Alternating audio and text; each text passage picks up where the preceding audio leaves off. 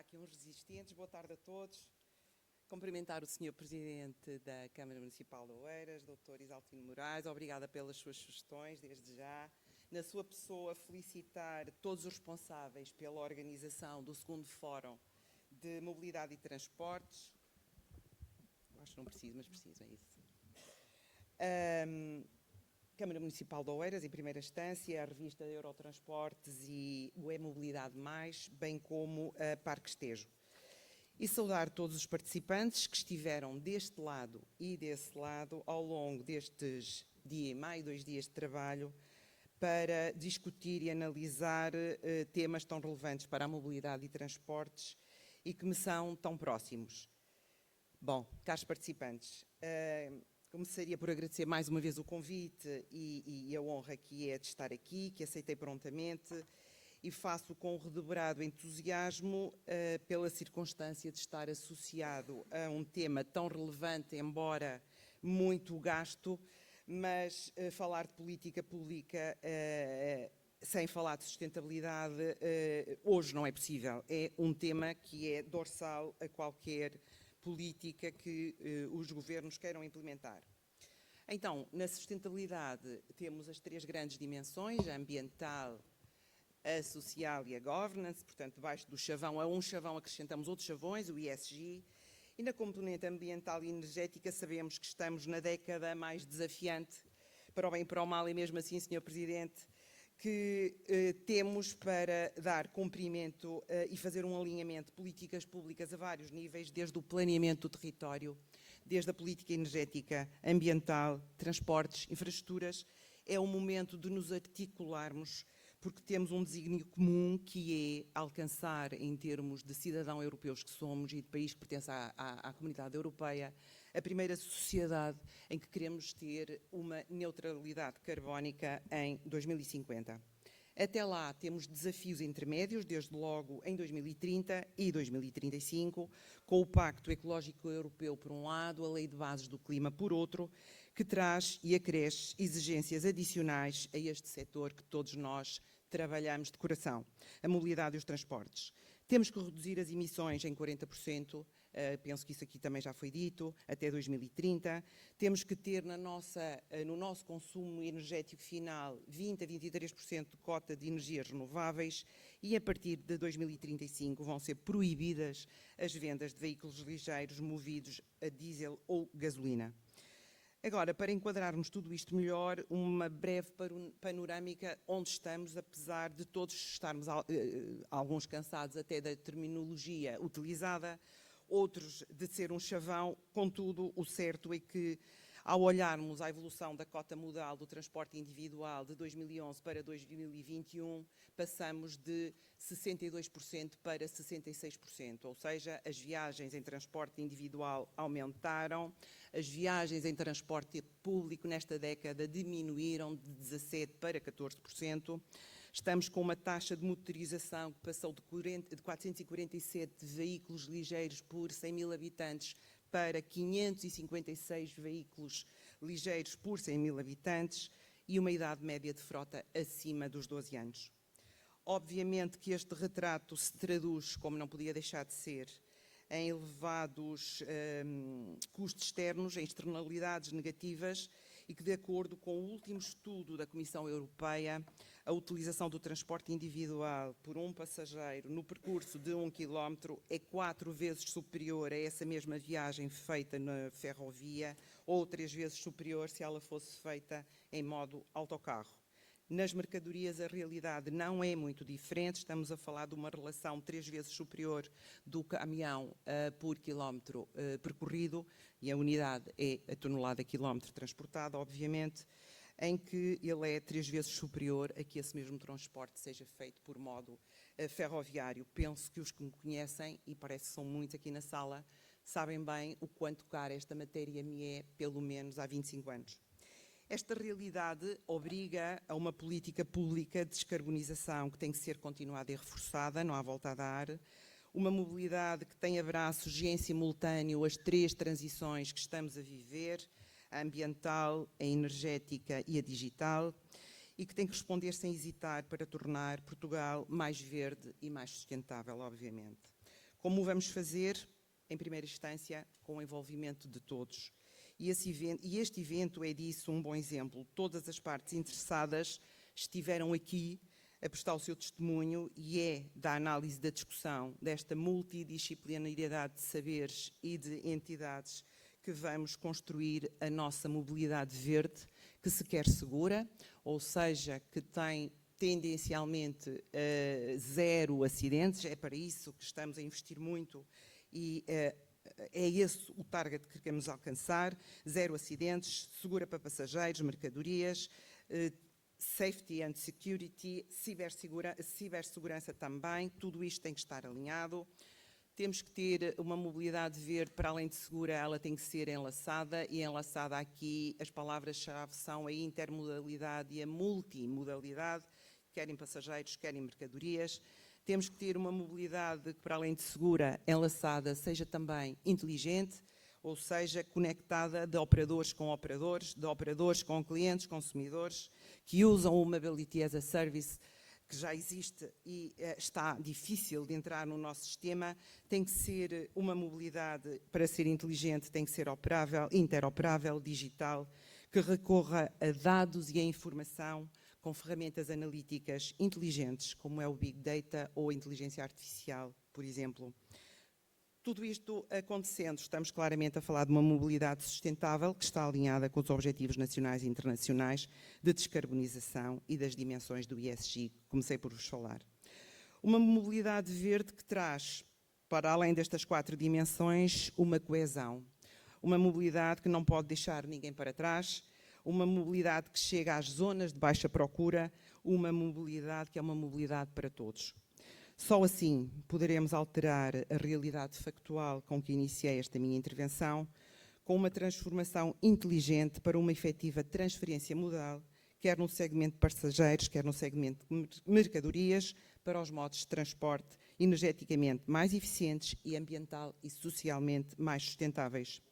Por isso, a nossa proposta de valor é uma abordagem sistémica e integrada numa cadeia de valor multimodal, reconhecendo a importância de todos os modos e onde todos estão convocados a participar. E o que é que são aqui o todos? Estamos a falar de uma mobilidade ativa, pedonal e ciclável.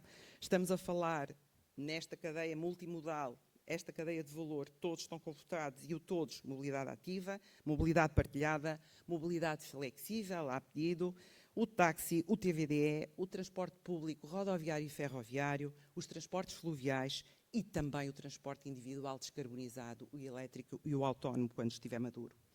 O objetivo é termos um sistema em que se eliminem as deslocações desnecessárias e que se maximize o algoritmo de uma mobilidade para todos, com baixas emissões, a dita mobilidade verde.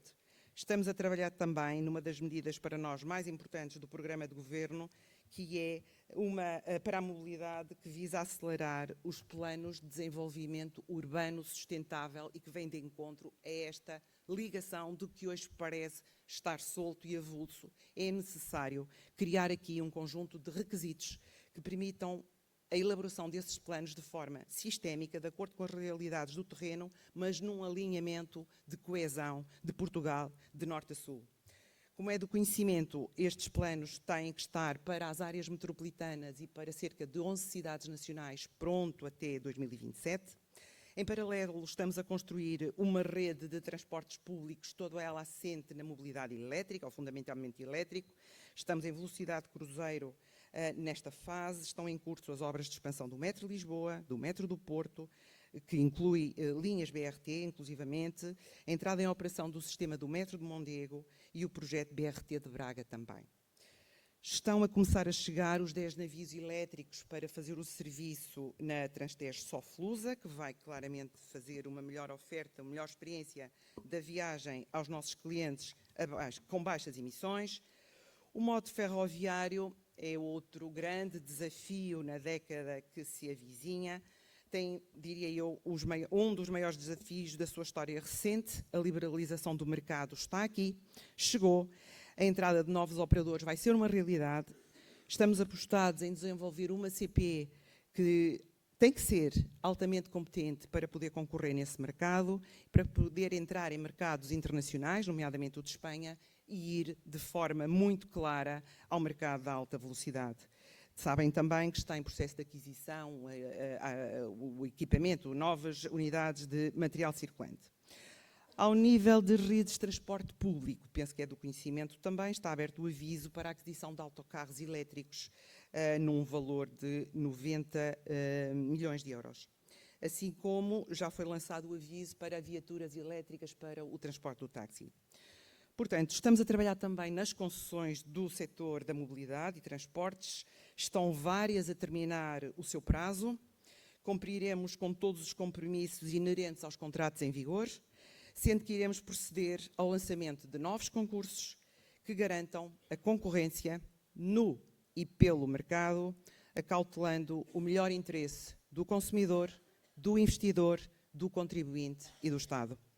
Temos de continuar a trabalhar numa política tarifária mais atrativa para os clientes, melhorar a experiência do cliente pela qualidade do serviço, conforto, previsibilidade da oferta, modernidade. É para isso que estamos a fazer este investimento que já cifra mais de 4 mil milhões de euros para servir melhor todos os portugueses. Dizer-vos também que está em curso a preparação de um pacote de medidas e por isso é que eu não me posso alongar mais, que é para, e é o nosso primeiro pacote de mobilidade, pacote de medidas para o segmento de passageiros e já estamos a trabalhar também num segundo pacote e esse para o setor de mercadorias. Estamos a trabalhar com a Comissão Europeia na análise das externalidades negativas evitadas pelo facto de existir transporte ferroviário de mercadorias em Portugal, com o objetivo de poderem ser internalizadas de alguma forma. O modelo de governo que temos hoje, e indo para a componente da governance, assenta num planeamento, numa organização e gestão das redes de transporte público, nomeadamente rodoviário de passageiros, num modelo descentralizado, fruto da Lei 52/2015, onde estas competências passaram para os municípios, para as áreas metropolitanas e para as comunidades intermunicipais, entenda-se para as autoridades de transporte, ficando elas responsáveis por estes serviços. E porquê?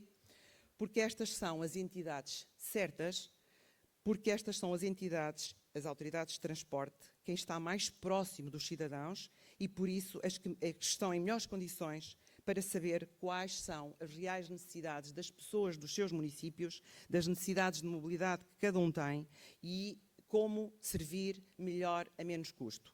O envelope financeiro associado a esta medida é da ordem dos 410 milhões de euros ano, para as CIM e para as áreas metropolitanas. Fica claro que os municípios são fundamentais na continuidade do trabalho para esta mobilidade verde que temos que construir. Apostar nas novas tecnologias disponíveis, nomeadamente na inteligência artificial, é quase que obrigatório. Colocá-la ao serviço da mobilidade, permitindo uma otimização, uma monitorização e um conhecimento mais eficaz e mais eficiente para que se possam tomar as decisões mais adequadas. As tecnologias existem, o engenho está em sabê-las utilizar ao serviço da mobilidade que nós todos queremos oferecer aos nossos passageiros, aos nossos clientes e aos futuros, nomeadamente. Porque o tema é sustentabilidade e se a sustentabilidade obedece àqueles 3 grandes pilares, vamos então, e de forma muito breve, falar do pilar social, que é fundamental para qualquer política pública. Acreditamos que com todas estas políticas e medidas de ação em que estamos a trabalhar, procuramos construir da forma que melhor sabemos e com o profissionalismo que todos estamos a dedicar de forma muito empenhada e contando com a vossa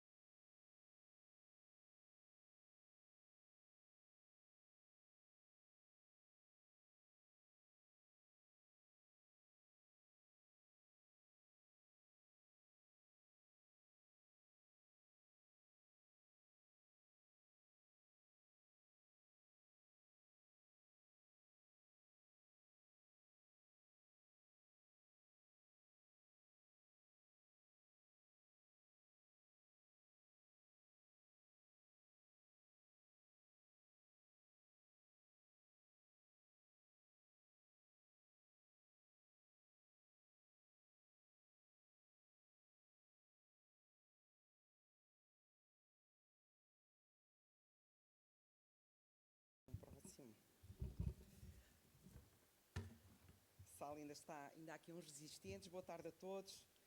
Cumprimentar o Sr. Presidente da Câmara Municipal de Oeiras, Dr. Isaltino Moraes. Obrigada pelas suas sugestões, desde já.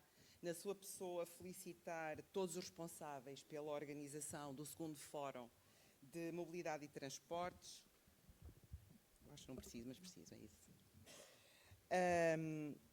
Câmara Municipal de Oeiras, em primeira instância, a revista Eurotransportes e o E-Mobilidade Mais, bem como a Parque Estejo. E saudar todos os participantes que estiveram deste lado e desse lado ao longo destes mais de 2 dias de trabalho para discutir e analisar temas tão relevantes para a mobilidade e transportes e que me são tão próximos. Bom, caros participantes, começaria por agradecer mais uma vez o convite e a honra que é de estar aqui, que aceitei prontamente e faço com redobrado entusiasmo pela circunstância de estar associado a um tema tão relevante, embora muito gasto, mas falar de política pública sem falar de sustentabilidade hoje não é possível. É um tema que é dorsal a qualquer política que os governos queiram implementar. Então, na sustentabilidade temos as 3 grandes dimensões, a ambiental, a social e a governance, portanto, debaixo do chavão, a um chavão acrescentamos outros chavões, o ESG, e na componente ambiental e energética sabemos que estamos na década mais desafiante, para o bem e para o mal, e mesmo assim, Sr. Presidente, que temos para dar cumprimento e fazer um alinhamento de políticas públicas a vários níveis, desde o planeamento do território, desde a política energética, ambiental, transportes, infraestruturas. É o momento de nos articularmos, porque temos um desígnio comum que é alcançar, em termos de cidadão europeus que somos e de país que pertence à comunidade europeia, a primeira sociedade em que queremos ter uma neutralidade carbónica em 2050. Até lá temos desafios intermédios, desde logo em 2030 e 2035, com o Pacto Ecológico Europeu por um lado, a Lei de Bases do Clima por outro, que traz e acresce exigências adicionais a este setor que todos nós trabalhamos de coração, a mobilidade e os transportes. Temos que reduzir as emissões em 40%, penso que isso aqui também já foi dito, até 2030. Temos que ter no nosso consumo energético final 20% a 23% de cota de energias renováveis e a partir de 2035 vão ser proibidas as vendas de veículos ligeiros movidos a diesel ou gasolina.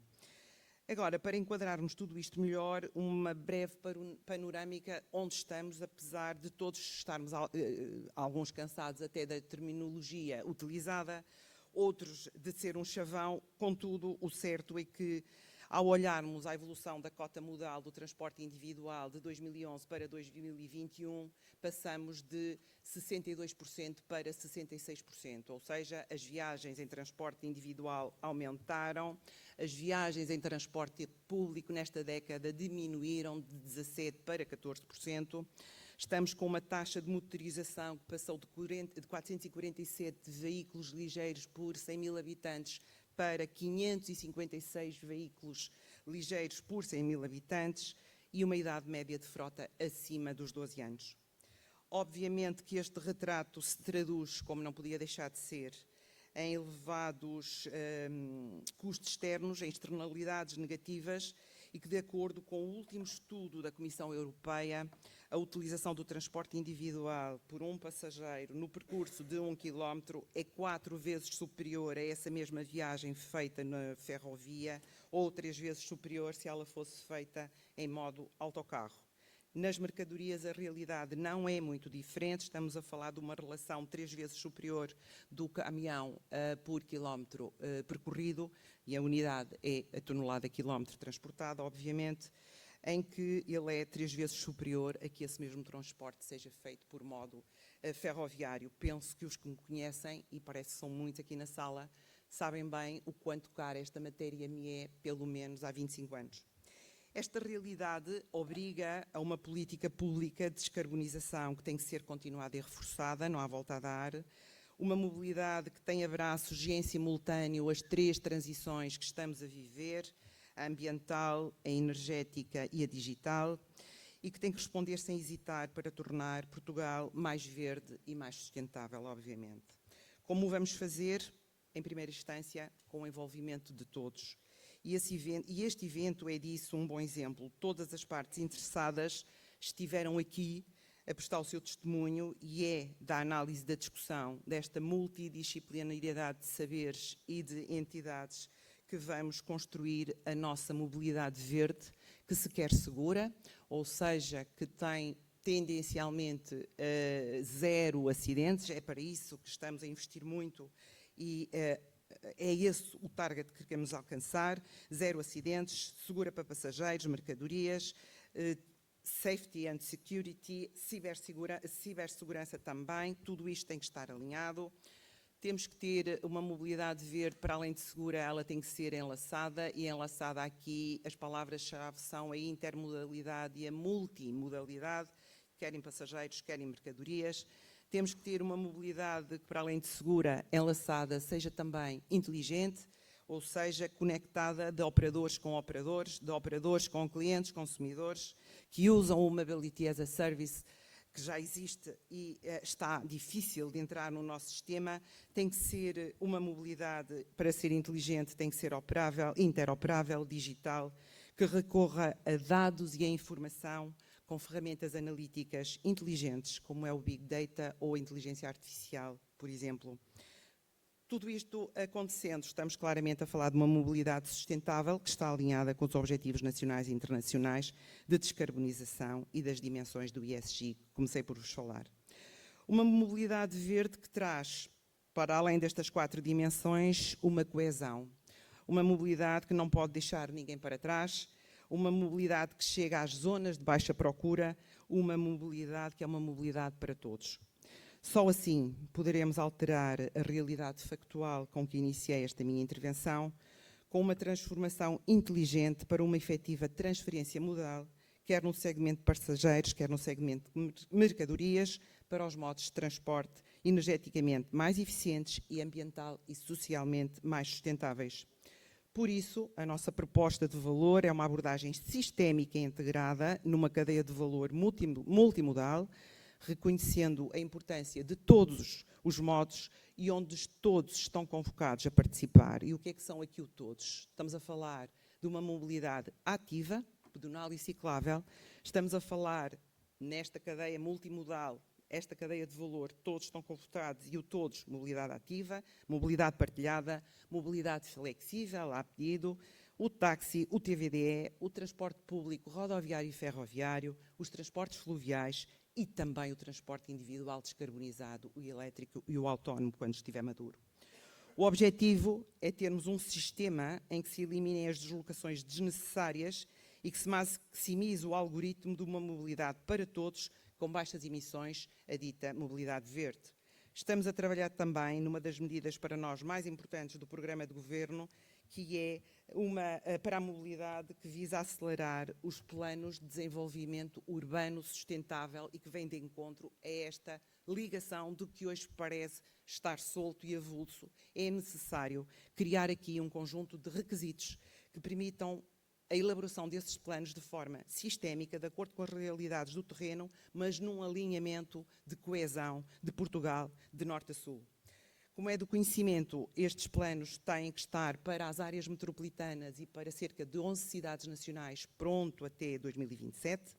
Em paralelo, estamos a construir uma rede de transportes públicos, toda ela assente na mobilidade elétrica, ou fundamentalmente elétrico.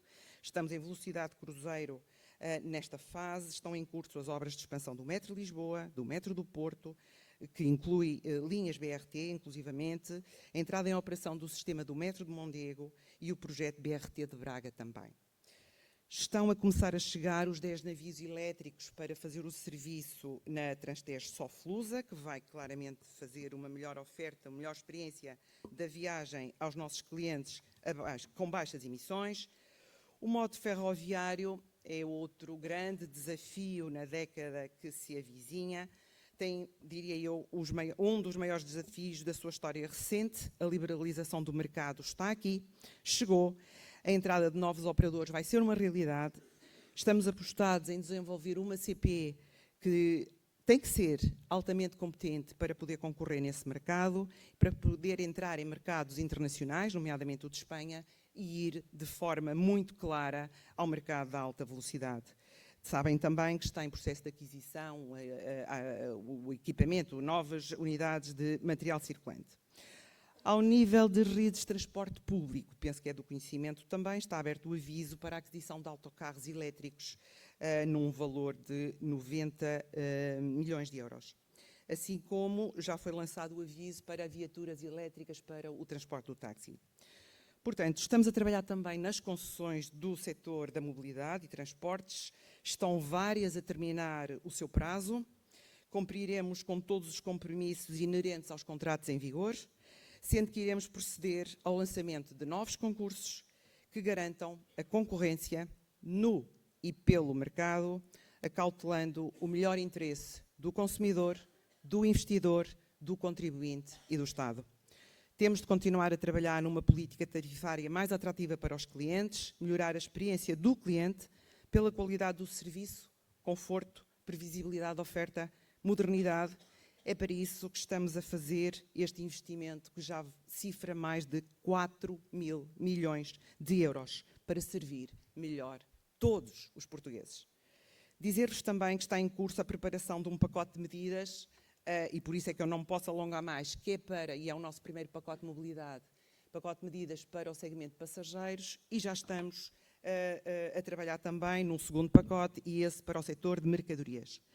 Estamos a trabalhar com a Comissão Europeia na análise das externalidades negativas evitadas pelo facto de existir transporte ferroviário de mercadorias em Portugal, com o objetivo de poderem ser internalizadas de alguma forma.